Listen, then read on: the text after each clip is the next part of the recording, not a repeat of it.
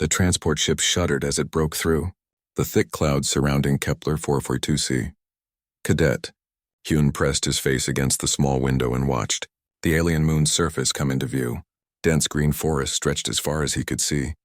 The trees were massive, their dark branches twisted into strange shapes that looked nothing like the forests back on Earth. "First time off-world?"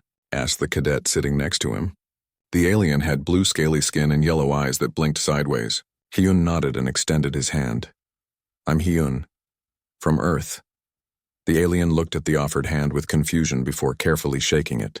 "I am Kex from Soros Prime. Your species has strange greeting customs." Hyun smiled.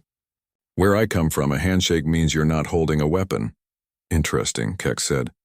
"On my world, we show our claws to prove the same thing." The transport ship landed with a loud thud on a metal platform.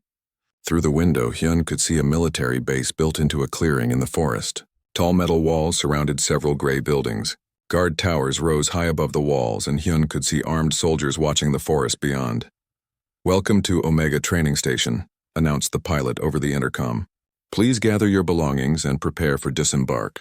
Keep close to your guide and do not wander from the marked paths. The forest is extremely dangerous." Hyun grabbed his small bag and followed the other cadets out of the ship. The air was thick and humid, filled with strange smells.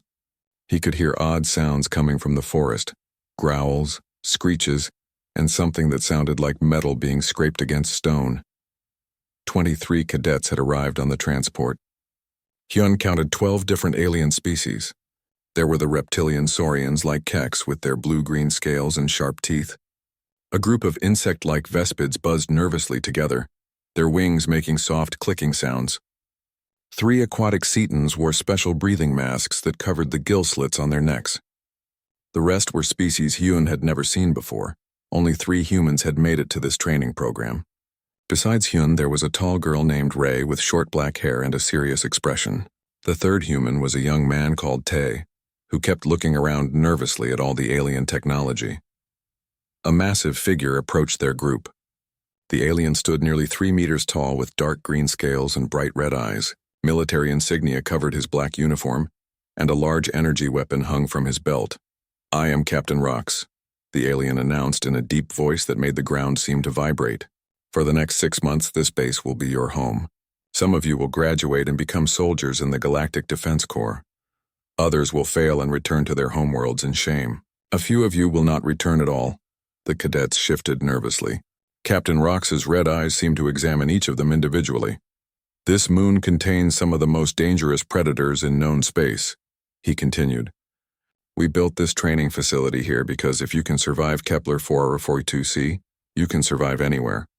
The creatures outside these walls have killed 47 cadets in the past 2 years." Tae made a small gasping sound.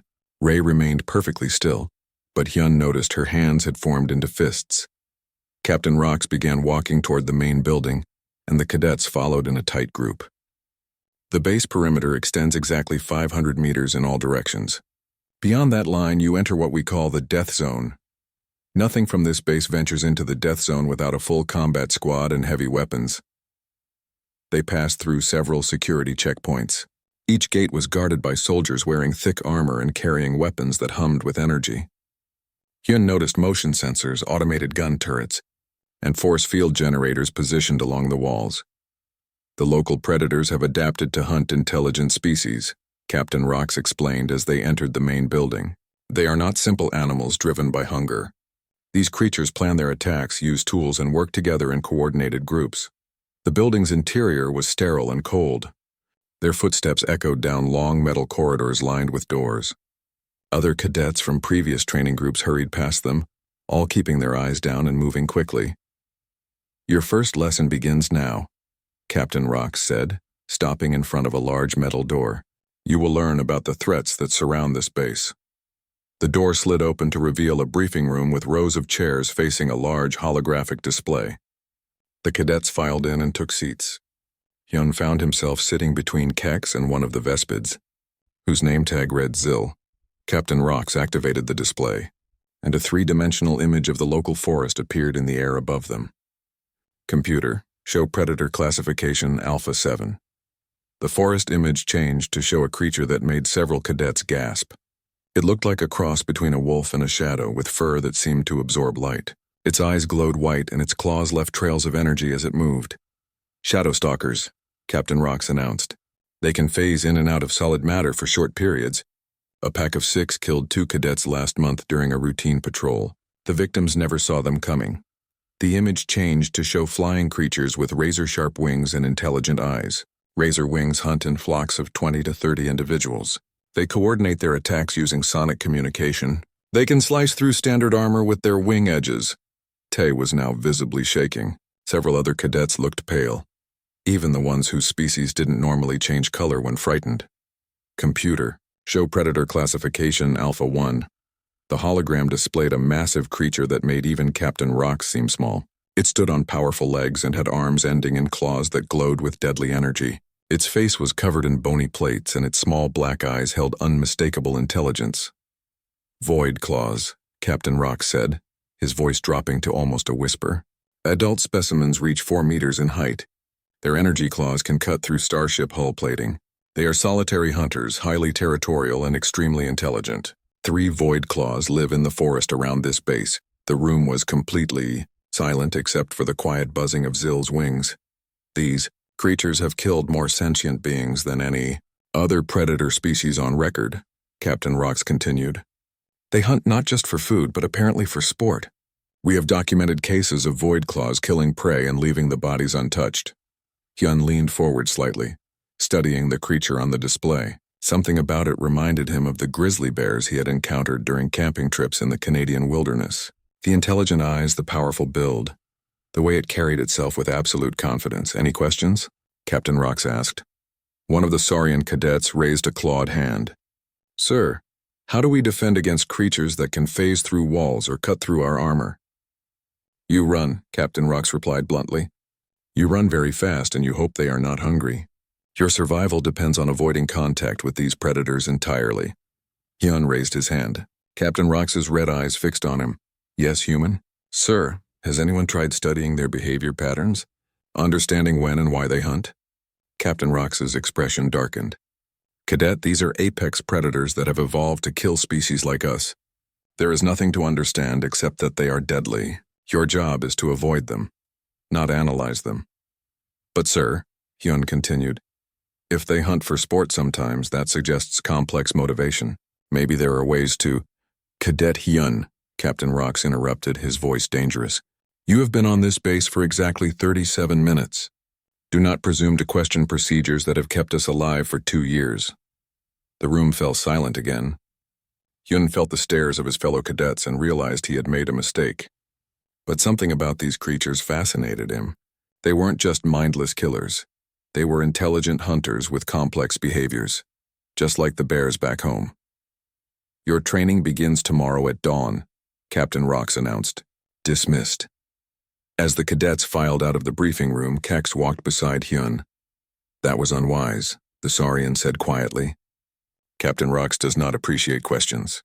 Hyun nodded, but his mind was still focused on the images of the void claws. Tomorrow, he would begin learning how to survive in a forest full of apex predators. He had been preparing for this his entire life, even if he didn't know it yet. The next morning came too early for most cadets. The base alarm sounded at 5 in the morning, filling the dormitory with loud buzzing noises. Hyun rolled out of his narrow bunk and grabbed his uniform. Around him, other cadets grumbled and complained in various alien languages. "This is worse than basic training on Soros Prime," Kex muttered, struggling to put on his boots with his clawed feet. Hyun finished dressing quickly and walked to the mess hall. The cafeteria was a large room filled with tables and food dispensers that could provide meals for 20 different species. He pressed buttons on a machine and received a tray of protein bars, synthetic fruit, and a cup of bitter coffee. Ray sat at a nearby table, eating silently. Tay was across from her, picking at his food nervously. Hyun joined them and noticed that most alien cadets were sitting separately from the humans.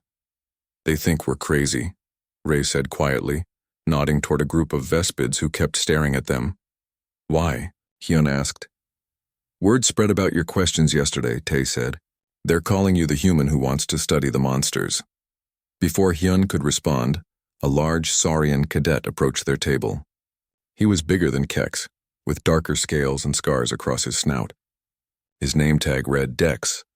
I heard humans think they understand predators, Dex said, his voice filled with mockery. Is this true, soft skin? Hyun looked up calmly. We've learned to live with dangerous animals on our world. Dangerous animals? Dex laughed, showing his sharp teeth. What could be dangerous on a primitive world like Earth? Bears, Hyun replied simply. The word meant nothing to Dex or the other aliens who had gathered to listen. What is a bear? Hyun set down his coffee cup. A bear is a predator that weighs up to 600 kilograms. It can run 55 kilometers per hour and has claws that can rip through tree trunks. Some species are 3 meters tall when they stand up. The aliens exchanged glances. Dex's mocking expression faded slightly. They have excellent hearing and can smell food from 30 kilometers away, Hyun continued. Their bite force is strong enough to crush steel cans. They're smart enough to open complex locks and remember human faces for years. You are describing a void claw, whispered Zil, the Vespid who had sat next to Hyun during the briefing.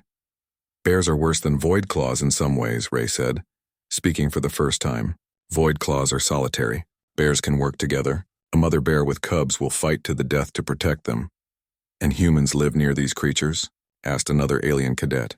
We camp in bear territory for fun, Tay said, his nervousness replaced by pride. My family goes hiking in bear country every summer.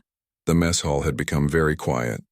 More alien cadets were gathering around the human table, listening with wide eyes. How do you survive? Kex asked. We study them, Hyun explained. We learn their behavior patterns, understand what makes them aggressive, and know how to avoid triggering their hunting instincts. Most bear attacks happen because humans do something stupid. Like what? Dex asked. His mocking tone was completely gone now. Running away triggers their chase instinct, Ray said, getting between a mother and her cubs, surprising them while they're feeding, leaving food where they can smell it. But the most important thing, Hyun added, is understanding that bears don't always hunt for food. Sometimes they hunt because they're curious, sometimes because they're playing, and sometimes they hunt just for the thrill of it. The alien cadet stared at him in shock. The idea that a predator would kill for entertainment was terrifying to most galactic species. You have lived your entire lives with creatures like void claws? Zil asked in amazement. Worse, Hyun said. Bears are smarter than void claws. They use tools, solve complex problems, and adapt to new situations quickly. There's a type of bear on Earth that has learned to fish with sticks. And they hunt for sport? Dex asked quietly. Some do, Ray confirmed. There are documented cases of bears killing prey and leaving it untouched. They seem to enjoy the challenge of the hunt itself. The conversation was interrupted by a loud voice. What is this gathering? Captain Rock stood behind them, his red eyes scanning the crowd of cadets. Everyone quickly returned to their seats, but the captain had heard enough to understand what they were discussing. Cadet Hyun, Captain Rock said. You are telling stories about Earth animals again? Yes, sir. The other cadets were curious about bears. Captain Rox's expression was unreadable. And you believe these bears are comparable to the predators on this moon? In some ways, yes, sir. Both are apex predators with complex hunting behaviors. I see, the captain said slowly. Perhaps we should test this theory. A chill ran through the mess hall. When Captain Rox wanted to test something, it usually meant extra danger for the cadets involved. Cadet Hyun, you and your human friends will join Advanced Patrol Group 7 for today's exercise, Captain Rox announced. Group 7 is assigned to Death Ridge, the most dangerous patrol route on this base. Several alien cadets made shocked noises. Death Ridge was where 3 cadets had been killed by shadow stalkers 2 months ago. But sir, Tay protested, we haven't completed basic survival training yet. If humans truly understand predator behavior as well as Cadet Hyun claims, Captain Rock said with a thin smile, then advanced training should be unnecessary. Hyun felt his stomach drop, but he forced himself to stand up straight. Yes, sir. We'll be ready. Excellent. Report to Equipment Bay 3 in 20 minutes. You'll be issued standard patrol gear and energy weapons. Captain Rox walked away, leaving the 3 humans staring at each other. Well, Ray said quietly, at least we get to test your theories about predator behavior. This is insane, Tay whispered. We're going to get killed on our second day. Hyun looked around the mess hall. Every alien cadet was staring at them with expressions ranging from pity to amazement. He had wanted to prove that humans could understand dangerous predators, Now he would get his chance whether he was ready or not. "Come on," he said to his fellow humans. "Let's go get our gear. Time to show them what Earth taught us." As they walked toward the equipment bay, Hyun tried to push down his fear. He thought about all the camping trips he had taken in bear country, all the wildlife documentaries he had watched, and all the stories his grandfather had told him about hunting dangerous animals. Today, he would find out if any of that knowledge could keep him alive in an alien forest filled with creatures that made Earth's predators look tame. Equipment Bay 3 buzzed with activity as the humans received their gear. Hyun strapped on body armor that felt heavier than anything he had worn before. The energy rifle they gave him hummed with power and had controls he didn't recognize. "The rifle has 3 settings," explained the equipment officer, a middle-aged human named Sergeant Park. "Stun, wound, and kill. Keep it on stun unless something is trying to eat you." "How often does that happen?" Tay asked nervously. Sergeant Park looked at him seriously. "More often than you'd like. Less often than you'd fear. The key is not putting yourself in situations where it becomes necessary." Ray checked her equipment systematically, making sure every strap was tight and every device was working. Hyun watched her professional approach and realized she had military training. "My father was a soldier," she explained, noticing his attention. "He taught me to check everything twice." "Smart man," Hyun replied. They joined their patrol group outside the main gate. Advanced Patrol Group 7 consisted of 6 beings, the 3 humans plus 3 experienced alien soldiers. The squad leader was a Saurian sergeant named Vox, who had been on this base for 18 months. "Humans," Sergeant Vox said, looking them over carefully. "I have heard interesting things about your species. Today we will see if the stories are true." The other 2 squad members were Cole, a Vespid with battle scars on his wings, and Nam, a Citan whose breathing mask was connected to a tank of processed water. Both had the confident bearing of experienced soldiers. "Death Ridge is a 6-kilometer patrol route through dense forest," Sergeant Vox explained as they walked toward the gate. "We will follow marked paths and avoid areas known to have predator activity. Our mission is surveillance and reconnaissance only." The base gates opened with a loud mechanical grinding sound. Beyond them lay the alien forest, dark and mysterious. Strange sounds echoed from deep within the trees, and Hyun could smell unfamiliar scents carried on the humid air. "Stay close together," Sergeant Vox ordered. "Do not wander from the path. Do not touch anything you do not recognize. If you see movement in the trees, report it immediately, but do not shoot unless I give the order." They entered the forest in single file, with Sergeant Vox leading and Nam bringing up the rear. The trees were massive, their trunks easily 4 meters across. Strange vines hung down from the branches and colorful fungi grew in patches along the ground. For the first hour, nothing happened.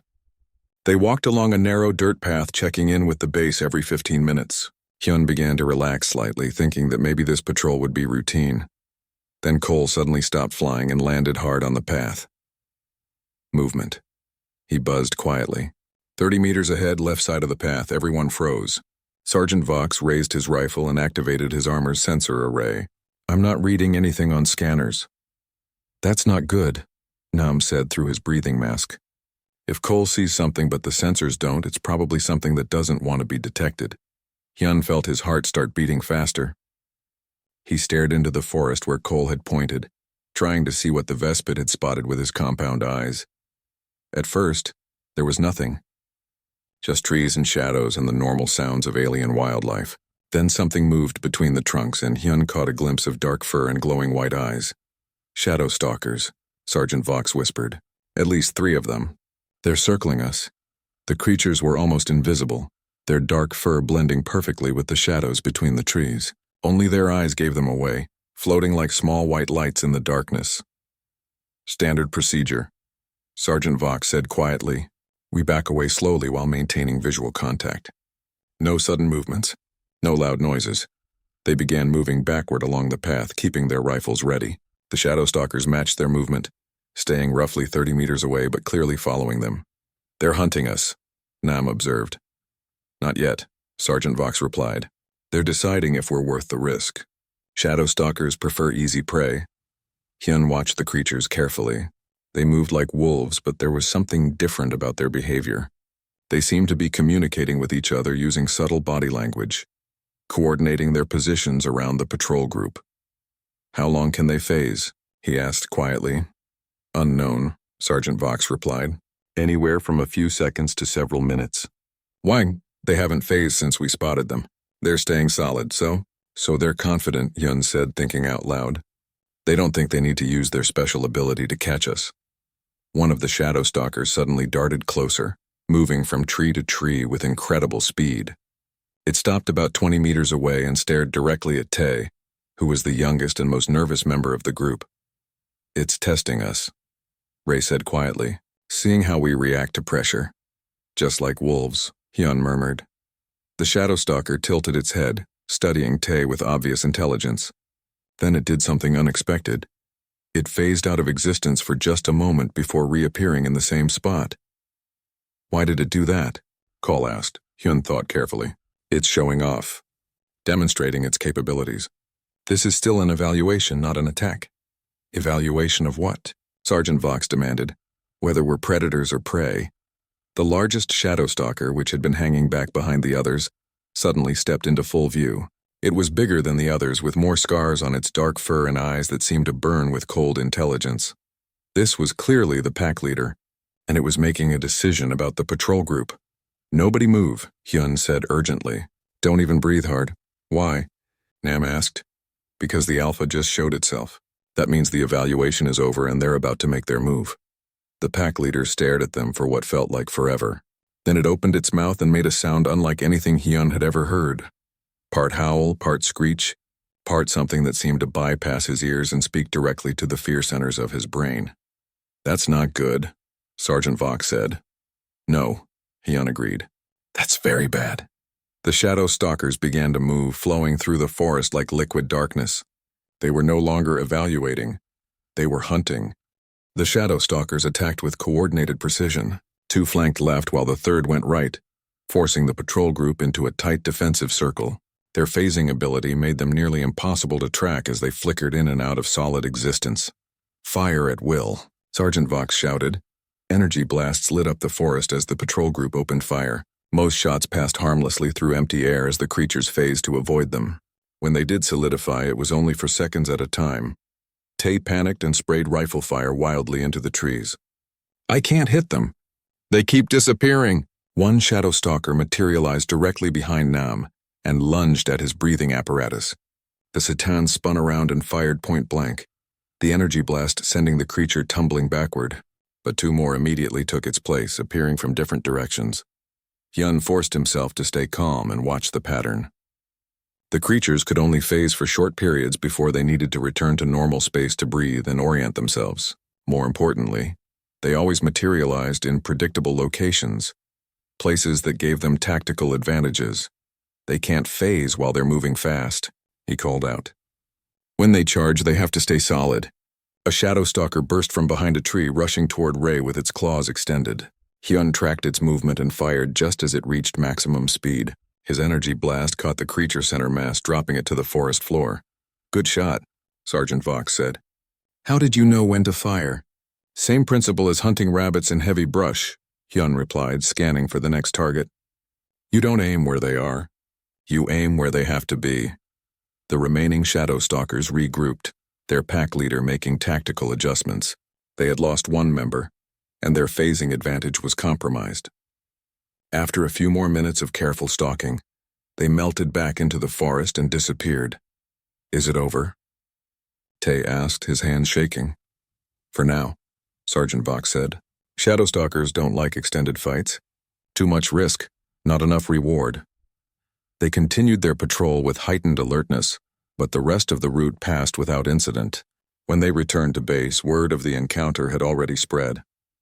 Other cadets stared at the humans with new respect. 3 days later, emergency sirens wailed across Omega Station.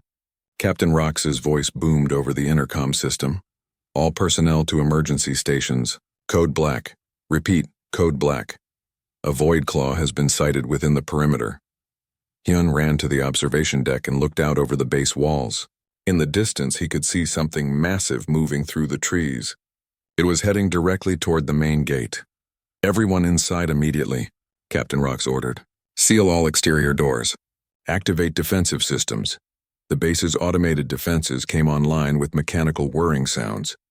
Gun turrets rose from hidden positions, energy shields shimmered into existence, and powerful searchlights swept the forest perimeter. But the Void Claw kept coming. Hyun got his first clear look at the creature when it stepped into the searchlight beams. It was even more massive than the holographic display had suggested, nearly 4 meters tall with arms that ended in claws glowing with deadly energy. Its movements were fluid and purposeful, showing the intelligence Captain Rox had warned them about. The creature stopped just outside the base's weapon range and studied the defenses carefully. It was planning its approach, looking for weaknesses in their security systems. "Incredible," Ray whispered, standing beside Hyun at the observation window. "Look how it's analyzing our defenses." "Just like a grizzly testing a campsite," Hyun murmured. "What?" "Grizzly bears do the same thing when they're trying to get to food. They circle the area, test the barriers, look for the easiest way in." The Void Claw began moving again, circling the base perimeter. Every few hundred meters it would stop and examine a different section of the wall, testing the energy shields with small probing attacks. "It's looking for a weak spot," Hyun said. Captain Rox's voice came over the intercom again. "Hunting Team Alpha. Report to Briefing Room 1 immediately. We have a situation." Minutes later, the briefing room filled with the base's most experienced soldiers. Captain Rox stood before a tactical display showing the Void Claw's movements around the perimeter. "The creature has been circling us for 23 minutes, he explained. "Our defensive systems are holding, but it's clearly looking for a way inside. If it finds a weakness, we'll have a 4-meter-tall killing machine loose inside the base." "What's the plan, sir?" asked Sergeant Vox. "We wait," Captain Rox replied. "Void Claws are patient hunters, but they'll eventually lose interest and move on." "Sir," Hyun said, raising his hand. Captain Rox's red eyes fixed on him with obvious irritation. "What is it, Cadet?" "Permission to speak freely, sir?" "Granted. I don't think it's going to leave, sir. This creature isn't hunting for food. It's hunting for sport. Explain." Hyun stood up and pointed at the tactical display. "Look at its movement pattern. It's not searching randomly. It's being systematic, methodical. This creature is enjoying the challenge of figuring out how to break through our defenses. Your point? My point is that creatures who hunt for sport don't give up easily. This Void Claw isn't going to leave until it either succeeds or gets bored, and something this intelligent probably doesn't get bored quickly." Captain Rox studied the display for a long moment. "What do you suggest?" "We need to make it lose interest," Hyun said. "But not by waiting passively. We need to actively convince it that we're not worth the trouble." "How?" Hyun took a deep breath. "We need to hunt it first." The briefing room erupted in shocked voices. Several alien soldiers made sounds of disbelief. "Absolutely not," Captain Rox said firmly. "Void Claws are apex predators. Sending a hunting party against one would be suicide." "Not if we understand its behavior," Hyun insisted. "Bears are apex predators too, but humans have been hunting them successfully for thousands of years." "This is not a bear, Cadet." "No, sir, but it's similar enough. It's territorial, intelligent, and confident in its abilities. Those traits can be used against it." Captain Rox stared at him for a long moment. Outside, the emergency sirens continued to wail as the Void Claw completed another circuit of the base perimeter. "Explain your plan," the captain said finally. Against all military protocol and common sense, Captain Rox approved a modified version of Hyun's plan. The hunting party would consist of 5 volunteers. Captain Rox himself, Sergeant Vox, 2 veteran soldiers named Tex and Rex, and Hyun. "This is the most dangerous mission ever attempted from this base," Captain Rox announced as they geared up in the armory. "If anyone wants to withdraw, do it now." Nobody moved. They equipped themselves with the base's heaviest weapons and most advanced armor. Hyun received a rifle that could punch holes through starship hulls and body armor, that could withstand direct hits from energy weapons. "Standard Void Claw hunting protocol," Captain Rox explained as they prepared to leave the base. "We track it to suitable terrain, set up an ambush with overlapping fields of fire, and concentrate our attacks on its unarmored joints." "That won't work," Hyun said quietly. "Why not?" "Because this particular Void Claw is too smart for a standard ambush. It's already demonstrated tactical thinking by studying our defenses. It'll see an ambush coming. Then what do you suggest?" "We don't ambush it," Hyun replied. "We challenge it. The hunting party left through the base's rear gate while the Void Claw was examining the front perimeter. They moved quickly through the forest, using scanner readings to track their target while staying downwind and out of sight. The creature had chosen a section of broken ground near a small canyon for its latest probing attack. The terrain gave it multiple escape routes while limiting the base's ability to bring heavy weapons to bear. Perfect hunting ground, Sergeant Vox observed. It chose well. Too well, Hyun said. It's not just testing our defenses anymore. It's preparing for a real assault. They positioned themselves on a ridge overlooking the canyon where the Void Claw was working. From this distance, they could see the creature's massive form as it systematically examined the base's outer walls. It's beautiful, Rex whispered. Deadly, but beautiful. The Void Claw moved with fluid grace despite its size. Its energy claws left glowing trails in the air as it gestured, apparently thinking through different attack strategies. Every movement showed intelligence and purpose. Time to get its attention, Hyun said. How? Captain Rox asked. Hyun stood up from behind cover and did something that made everyone else freeze in horror. He started making noise. Lots of noise. He banged his rifle against nearby rocks, creating loud metallic clanging sounds that echoed through the canyon. He shouted at the top of his lungs, calling insults in Korean that the creature couldn't understand but that clearly conveyed aggression. What are you doing? Captain Rox hissed. Making myself look bigger and more dangerous than I actually am, Hyun replied, continuing his display. It's called a dominance challenge. The Void Claw heard the commotion and turned toward their position. Its glowing claws extended to full length and it let out a roar that made the ground vibrate under their feet. It's working, Hyun said. Look at its body language. The creature was confused. Most prey either ran in terror or attacked desperately when confronted by a Void Claw. Hyun was doing neither. He was presenting himself as a threat, demanding the creature's attention through sheer audacity. The Void Claw began moving toward them, but cautiously. It had expected fear and desperation. Instead, it was facing something that acted like an equal predator. Now what? Sergeant Vox asked. Now we back away slowly while maintaining the threat display, Hyun explained. We're convincing it that we're dangerous enough to require its full attention. But we're not actually stupid enough to fight it directly. They began a careful retreat, with Hyun continuing to make noise and act aggressively. The Void Claw followed them, but it was clearly uncertain about how to respond to this unprecedented behavior. This is insane, Tex muttered. We're playing psychological games with a 4-meter killing machine. Bears respond to the same techniques, Hyun said. If you make them think you might actually be dangerous, they'll usually back down rather than risk injury. The Void Claw stopped following them when they reached more open terrain where it would lose its tactical advantages. It stood at the edge of the canyon, watching them with obvious frustration. It's working, Rex said in amazement. It's actually confused. More than confused, Captain Rox observed. It's reevaluating its entire approach. The creature studied them for several more minutes, clearly trying to understand what type of beings would dare to challenge a Void Claw directly. Finally, it made a decision. It turned around and walked back into the deeper forest, abandoning its assault on the base. Did we just make a Void Claw retreat? Sergeant Vox asked in disbelief. We made it realize that we might be more trouble than we're worth, Hyun corrected. Apex predators are smart enough to avoid unnecessary risks. They returned to base to find the perimeter alarm silent. The Void Claw had completely disappeared from the area, leaving no trace that it had ever been there. Word of the successful encounter spread throughout the base within hours. The story grew with each telling, but the core facts remained the same.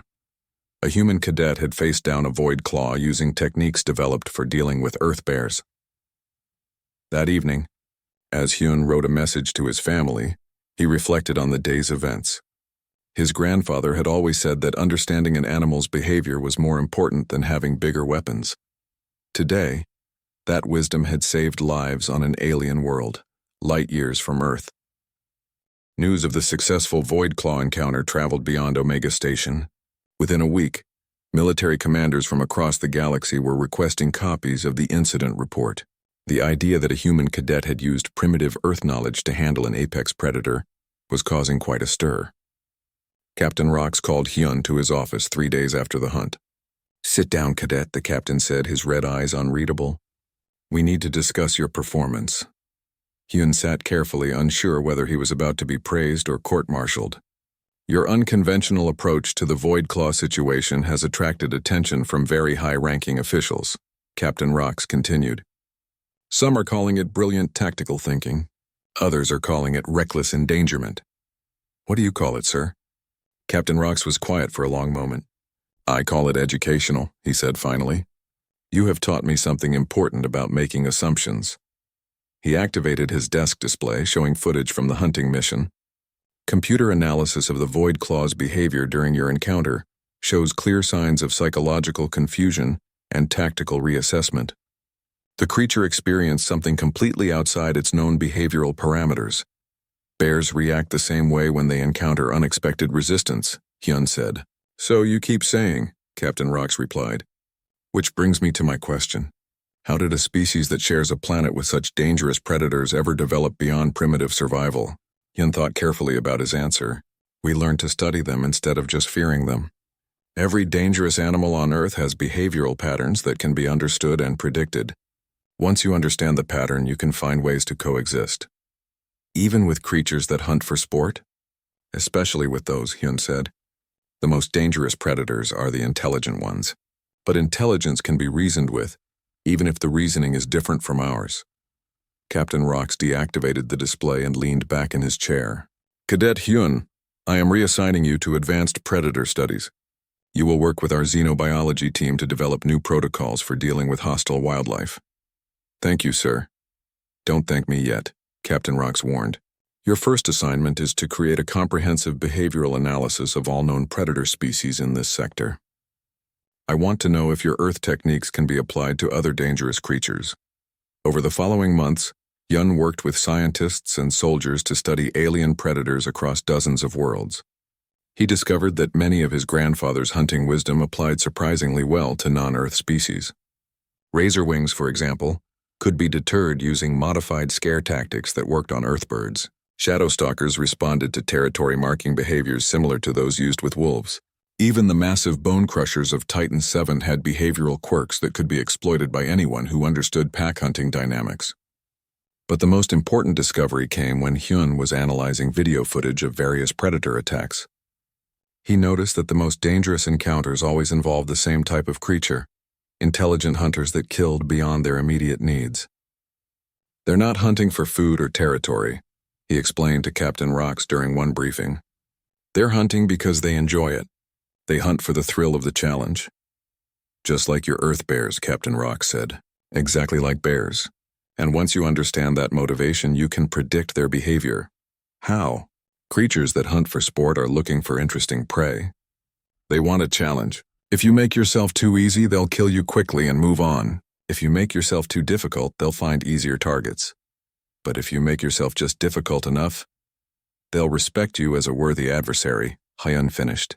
And apex predators almost never fight other apex predators unless they absolutely have to. This insight led to the development of new survival protocols that were adopted throughout the Galactic Defense Corps. Instead of simply running or fighting when encountering dangerous predators, soldiers learned to assess each creature's hunting motivation and respond appropriately. The technique saved hundreds of lives across dozens of worlds. 6 months after arriving at Omega Station, Hyun stood before a new group of cadets in the same briefing room where he had first learned about Void Claws. But now he was the one giving the presentation. The most important lesson you can learn about dangerous predators, he told the mixed group of alien species, is that intelligence creates options. A hungry animal will kill you for food. A territorial animal will kill you for trespassing. But an intelligent predator that hunts for sport might choose not to kill you at all, if you can convince it that you're not worth the effort. One of the new cadets, a young Vespid, raised her wing. But how do you convince an apex predator that you're dangerous when you're obviously not? Hyun smiled. You act like you belong in their world. You show them that you understand the rules of their game. He activated the holographic display, showing footage of various predator encounters. Every dangerous creature follows patterns based on its evolutionary history. Learn the patterns and you can predict the behavior. Even for creatures that hunt for thrills? Asked another cadet. Especially for those, Hyun replied. Because creatures that hunt for sport are the most predictable of all. They're looking for interesting prey, challenging situations and worthy opponents. He paused and looked around the room at all the young faces staring back at him. On Earth, we have a saying about our most dangerous predators. We say that bears hunt just for thrills, and once you understand that a creature might be hunting purely for the excitement of it, you can start to understand everything else about how it thinks. Captain Rox, who had been watching from the back of the room, stepped forward. Cadet Hyun, he said formally, you are hereby promoted to the rank of instructor. Your new assignment is to establish the first interspecies predator behavior academy. The room erupted in applause. Hyun felt a surge of pride as he looked out at the cadets who would learn these techniques and carry them to worlds he had never seen. Later that evening, he sent a message to his sister Mia back on Earth. Remember how you always said I was crazy for going camping in bear country? Well, it turns out that was the best military training I could have asked for. Who knew that understanding why bears hunt for fun would help me teach aliens how to survive in a galaxy full of monsters? As he finished writing, Hyun could hear the sounds of the alien forest beyond the base walls. Somewhere out there, void claws and shadow stalkers and dozens of other dangerous predators were going about their nightly business. But thanks to lessons learned from Earth's bears, the beings of the galaxy were no longer helpless prey in the darkness. They had learned to think like predators themselves, to understand the ancient rules of the hunt and to find their place in the deadly dance between hunter and prey. And sometimes, just sometimes, that was enough to keep them alive.